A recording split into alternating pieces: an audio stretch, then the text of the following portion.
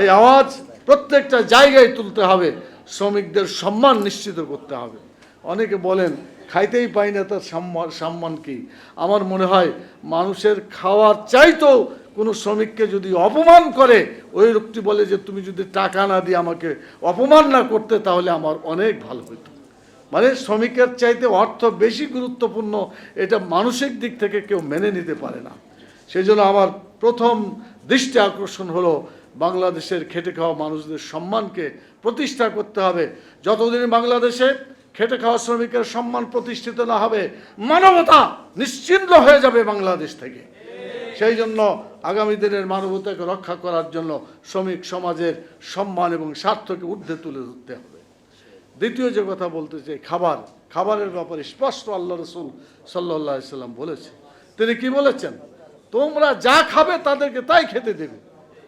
কিন্তু আমরা অনেকেই দেখি যে আমরা যা খাই শ্রমিকদের সে খাওয়ার চিন্তাও আমরা করি না। এটা তো করা উচিত। আল্লাহ রসুলের সব নির্দেশ আমরা মানব, এটা কেন মানব না? সবগুলাইকে মানতে হবে।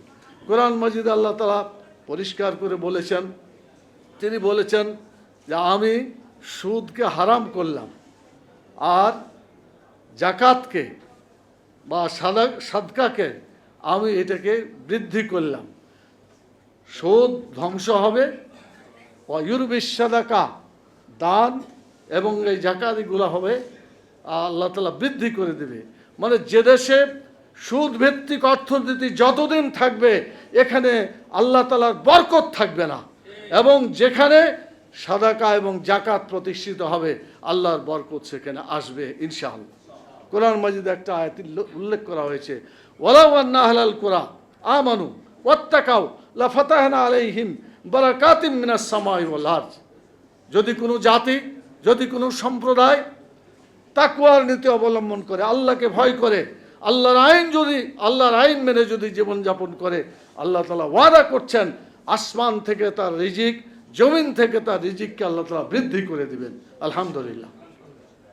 সেজন্য আজকে একদিকে যেমন সুদকে বাদ দিয়ে অর্থনীতিকে পরিচালনা করতে হবে, অন্যদিকে আল্লাহর বিধান দিয়ে যদি আমাদের গোটা জীবন ব্যবস্থা পরিচালিত হয়, মানুষের সাথে যে ব্যবধান আছে এগুলো ঘুচে যাবে এবং সত্যিকার একটা সুন্দর পৃথিবী, সুন্দর একটি বাংলাদেশ গঠিত হবে ইনশাআল্লাহ।